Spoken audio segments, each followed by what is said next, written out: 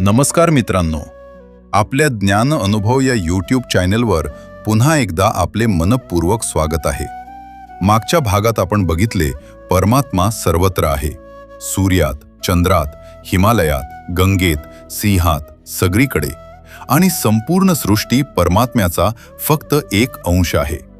पण मित्रांनो, आजचा अध्याय म्हणजे गीतेतला सर्वात अद्भुत, सर्वात रोमांचकारी, सर्वात भव्य अध्याय आहे. आजचा अध्याय आहे विश्वरूप दर्शन योग. मित्रांनो, कल्पना करा, तुम्ही एका माणसाकडे पाहत आहात आणि अचानक त्या माणसात संपूर्ण विश्व दिसू लागतं. सूर्य, चंद्र, तारे, देव, दानव, ऋषी, सगळे प्राणी, संपूर्ण सृष्टी एकाच ठिकाणी, एकाच क्षणी. हेच अर्जुनाला दिसलं आणि ते पाहून अर्जुन थरथरला. आज आपण अनुभवणार आहोत त्या विश्वरूप दर्शनाचा थरार. तर मित्रांनो, व्हिडिओ शेवटपर्यंत पहा, कारण हा अध्याय तुमच्या परमात्म्याच्या अनुभवाला एक नवीन उंची देईल. चला सुरू करूया. मित्रांनो, अध्याय 11ची सुरुवात होते अर्जुनाच्या एका अत्यंत विशेष विनंतीनं. मागच्या अध्यायात श्रीकृष्णाने आपल्या विभूती सांगितल्या. अर्जुनाला आता खात्री झाली, हा माझा मित्र कृष्ण हाच खरा परमात्मा आहे. आणि मग त्याच्या मनात एक इच्छा उठली. मद्नुग्रहाय परमं गुह्य मध्यात्म सन्नितम यत्वयोक्तम वचस्तेन मोहोयम विगतोमम. म्हणजे तुम्ही माझ्यावर कृपा करून जे परमगुप्त अध्यात्म सांगितलं त्यामुळे माझा मोह नाहीसा झाला. आणि मग तो विनंती करतो, एवमेतद्यथात्थत्वमात्मानं परमेश्वर द्रष्टुमिच्छामि ते रूपमैश्वरम पुरुषोत्तम. म्हणजे हे परमेश्वरा, हे पुरुषोत्तमा, तुम्ही जसं स्वतःबद्दल सांगितलं तसंच तुमचं ते ऐश्वर्यशाली रूप मला प्रत्यक्ष पाहायचं आहे. मित्रांनो, अर्जुन म्हणतो, कृष्णा, फक्त ऐकून भागणार नाही, मला प्रत्यक्ष पाहायचं आहे. हीच खरी भक्तीची भूक. फक्त शास्त्रात वाचणं पुरे नाही, फक्त व्याख्यान ऐकणं पुरे नाही, प्रत्यक्ष अनुभव हवा. मित्रांनो, श्रीकृष्ण म्हणतात, पश्य मे पार्थ रूपाणी शतशोथ सहस्रशः नाना विधानी दिव्यानी नाना वर्णाकृतीनीच. म्हणजे हे पार्थ, माझी शेकडो, हजारो रूपे पहा, विविध प्रकारची, दिव्य, विविध रंग आणि आकाराची. आणि मग ते सांगतात काय काय दिसेल. पश्चादित्यान वसून रुद्रानश्विनौ मरुतस्तथा बहुन्य दृष्टपूर्वाणी पश्चाश्चर्याणी भारत. म्हणजे 12 आदित्य, 8 वसू, 11 रुद्र, 2 अश्विनी कुमार, 49 मरुत आणि यापूर्वी कधी न पाहिलेले अनेक अद्भुत पहा. पण मग एक अडचण आहे. न तू माम शक्यसे द्रष्टुमनेनैव स्वचक्षुषा दिव्यम ददामी ते चक्षुः पश्य मे योगमैश्वरम. म्हणजे पण या सामान्य डोळ्यांनी तू मला पाहू शकत नाहीस. मी तुला दिव्य दृष्टी देतो, माझा ऐश्वर्य योग पहा. मित्रांनो, परमात्म्याला सामान्य डोळ्यांनी पाहता येत नाही. त्यासाठी दिव्य दृष्टी लागते, म्हणजे आत्म्याचे डोळे. ध्यान, भक्ती, ज्ञान यांनी ते डोळे उघडतात. श्रीकृष्णाने अर्जुनाला ते दिव्य दृष्टी दिली आणि मग सुरू झालं इतिहासातलं सर्वात अद्भुत दर्शन. मित्रांनो, आता संजय धृतराष्ट्राला सांगतो त्या दिव्य दर्शनाचं वर्णन. एव मुक्त्वा ततो राजन महायोगेश्वरो हरिः दर्शयामास पार्थाय परमं रूपमैश्वरम. म्हणजे हे राजन, असं म्हणून महायोगेश्वर श्रीहरीने अर्जुनाला त्यांचं परम ऐश्वर्यशाली रूप दाखवलं. आणि मग संजय सांगतो ते रूप.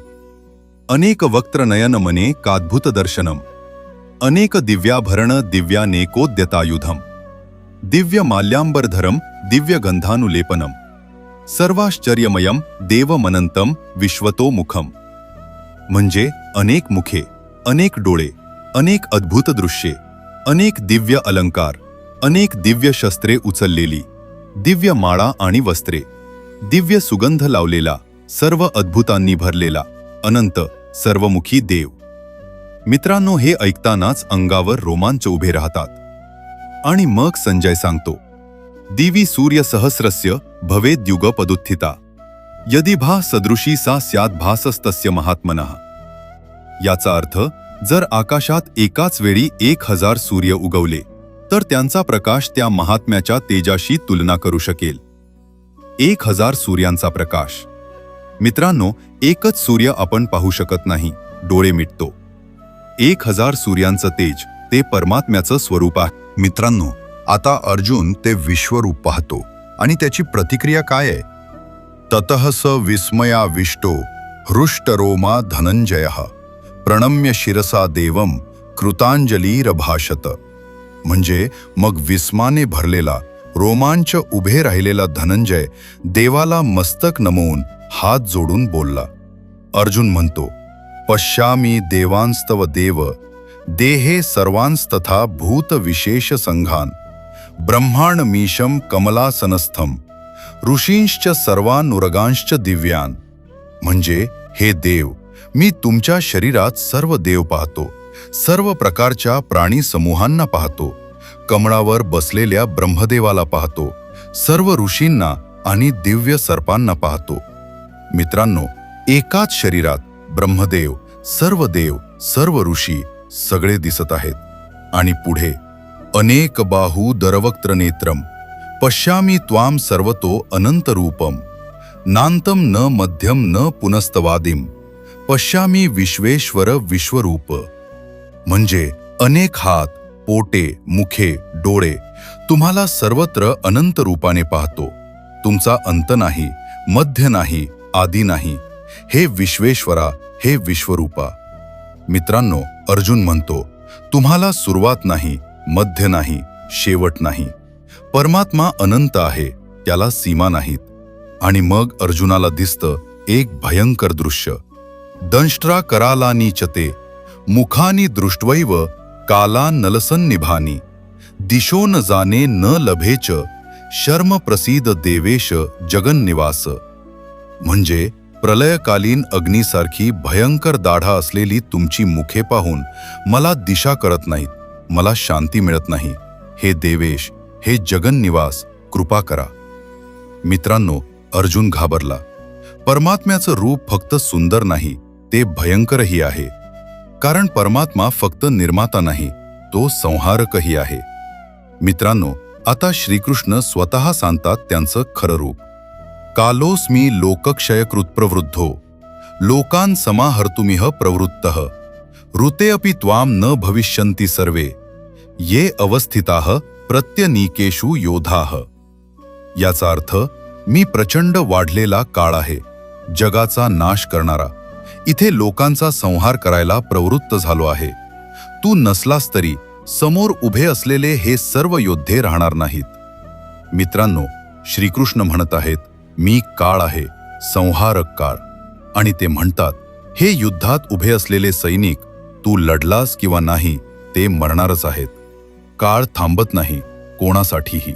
भीष्म मरणार काळामुळे, द्रोण मरणार काळामुळे, कर्ण मरणार काळामुळे. हे टाळता येणार नाही. आणि मग श्रीकृष्ण म्हणतात, तस्मात्त्वमुत्तिष्ठ यशो लभस्व जित्वा शत्रून् भुङ्क्ष्व राज्यं समृद्धम मयैवैते निहताः पूर्वमेव निमित्तमात्रं भव सव्यसाचिन. मित्रांनो, हे गीतेतलं सर्वात महत्वाचं वाक्य. याचा अर्थ, म्हणून उठ, यश मिळव, शत्रूंना जिंकून समृद्ध राज्य भोग. हे सगळे आधीच मी मारले आहेत, तू फक्त निमित्त हो, हे सव्यसाची. मित्रांनो, मयैवैते निहताः पूर्वमेव, हे सगळे आधीच मी मारले आहेत. हे ऐकून विचार करा. काळाने आधीच ठरवलं आहे. अर्जुन फक्त निमित्त आहे. आपणही जगात फक्त निमित्त आहोत. करणारा परमात्माच आहे. मित्रांनो, आता अर्जुन परमात्म्याची स्तुती करतो. ती स्तुती गीतेतली सर्वात सुंदर आहे. अर्जुन म्हणतो, त्वमादि देवः पुरुषः पुराणस त्वमस्य विश्वस्य परम निधानम वेत्तासि वेद्यं च परम च धाम त्वया ततम विश्वमनंत रूप. म्हणजे तुम्ही आदिदेव आहात, पुरातन पुरुष आहात. तुम्ही या विश्वाचं परम आश्रयस्थान आहात. तुम्ही जाणणारे आहात, जाणण्यासारखे आहात आणि परमधाम आहात. हे अनंत रूपा, तुम्ही विश्व व्यापलं आहे. मित्रांनो, अर्जुन आता ओळखतो, हा माझा मित्र नाही, हा परमात्मा आहे. आणि मग अर्जुन माफी मागतो. सखेती मत्वा प्रसभम यदुक्तम, हे कृष्ण, हे यादव, हे सखेती, अजानता महिमानं तवेदम, मया प्रमादात प्रणयेन वापी.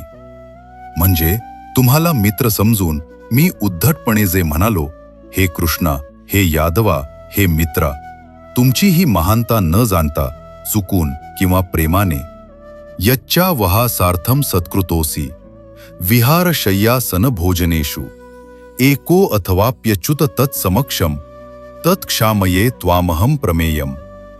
म्हणजे खेळताना, झोपताना, बसताना, जेवताना, एकट्याने किंवा समोर, जे विनोदासाठी मी तुमचा अपमान केला, हे अप्रमेय, त्यासाठी मी तुम्हाला क्षमा मागतो. मित्रांनो, हे किती मानवी आहे. अर्जुन म्हणतो, कृष्णा, मी तुला मित्र म्हणून हाक मारली, तुझ्यासोबत खाल्लं, झोपलो, खेळलो, पण तू परमात्मा आहेस हे मला माहीत नव्हतं. माफ कर. मित्रांनो, परमात्मा आपल्या इतका जवळ असतो की आपण त्याला ओळखतही नाही. मित्रांनो, विश्वरूप पाहिल्यावर अर्जुन घाबरतो. ते रूप इतकं भव्य, इतकं भयंकर आहे की अर्जुन म्हणतो, दृष्ट्वेदम मानुषम रूपम तव सौम्यम जनार्दन, इदानीमस्मी संवृत्तः सचेतः प्रकृतीम गतः. म्हणजे, हे जनार्दन, तुमचं हे सौम्य मानवी रूप पाहून मी आता स्थिर झालो आहे, माझ्या स्वभावाला परत आलो आहे. आणि अर्जुन विनंती करतो, किरीटिनम गदिनम चक्रहस्तम इच्छामि त्वाम द्रष्टुमहम तथैव, तेनैव रूपेण चतुर्भुजेन सहस्रबाहु भव विश्वमूर्ते. म्हणजे मुकुट, गदा आणि चक्र धारण केलेलं ते चतुर्भुज रूप पाहायचं आहे. हे सहस्रबाहू, हे विश्वमूर्ते, त्याच रूपात व्हा. मित्रांनो, अर्जुन म्हणतो, विश्वरूप फार भव्य आहे, मला झेपत नाही. तू माझा कृष्ण हो, माझा मित्र हो. हीच खरी भक्ती आहे. परमात्म्याचं अनंत रूप आहे, पण भक्ताला हवं ते रूप तो घेतो. श्रीकृष्ण म्हणतात, मया प्रसन्नेन तवार्जुनेदम रूपम परम दर्शितम आत्मयोगात, तेजोमयम विश्वमनंतमाद्यम यन्मे त्वदन्नेन न दृष्टपूर्वम. म्हणजे, हे अर्जुना, माझ्या प्रसन्नतेने, आत्मयोगाने मी तुला हे परम, तेजोमय, अनंत, आदी विश्वरूप दाखवलं, जे तुझ्या आधी कुणालाही दिसलं नव्हतं. अर्जुन एकमेव आहे ज्याला श्रीकृष्णाने विश्वरूप दाखवलं. मित्रांनो, आता श्रीकृष्ण सांगतात, हे दर्शन कसं मिळतं. न वेद यज्ञाध्ययनैर्न दानैर, न च क्रियाभिर्न तपोभिरुग्रैर, एवं रूपः शक्य अहम नृलोके द्रष्टुम त्वदन्येन कुरु प्रवीर. म्हणजे वेद, यज्ञ, अध्ययन, दान, क्रिया किंवा कठोर तपस्या यांनी मानवलोकात तुझ्याशिवाय कोणाला हे रूप दिसलं नव्हतं.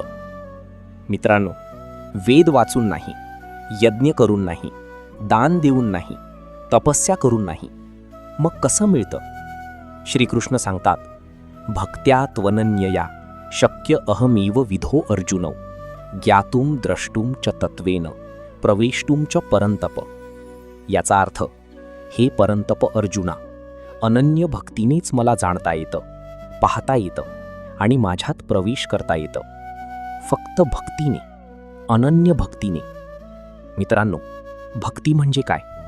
भक्ती म्हणजे फक्त मंदिरात जाणं नाही. भक्ती म्हणजे फक्त पूजा करणं नाही.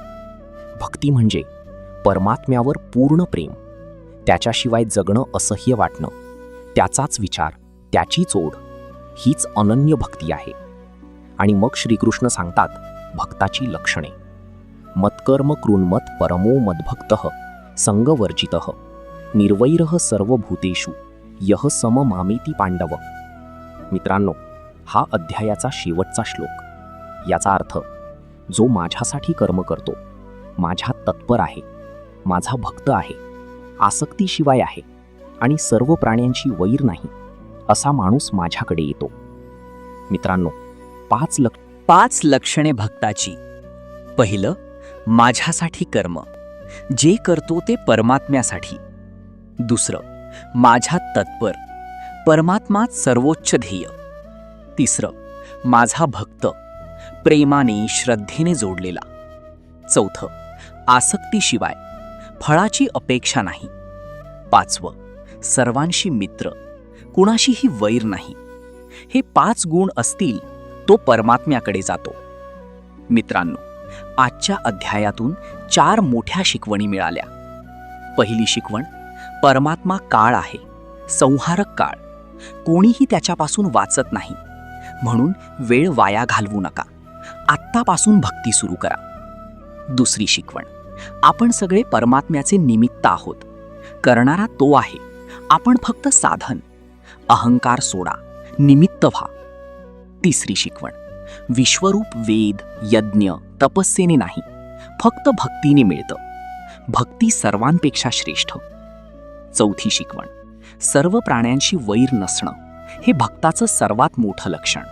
सगळ्यांवर प्रेम हीच परमात्म्याची सेवा. तर मित्रांनो, आजचा अध्याय 11 विश्वरूप दर्शन योग आपल्याला सांगतो परमात्मा अनंत आहे. त्याचं 1000 सूर्यानितकं तेज आहे. तो काळ आहे, संहारकही आहे, पण तोच आपला सर्वात जवळचा सखाही आहे.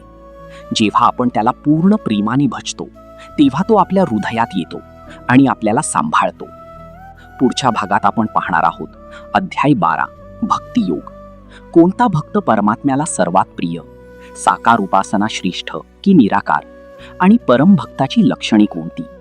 जर हा व्हिडिओ तुम्हाला आवडला असेल तर लाईक करा, शेअर करा आणि ज्ञान अनुभव या यूट्यूब चॅनलला सबस्क्राईब करायला विसरू नका. तुमच्या मनात काही प्रश्न असतील तर कॉमेंटमध्ये नक्की लिहा. मी प्रत्येक कॉमेंटला उत्तर देण्याचा प्रांजल प्रयत्न करीन. मिळूया पुन्हा पुढच्या भागात. इति श्रीमद् भगवद्गीता अध्याय 11 विश्वरूप दर्शन योग संपूर्ण.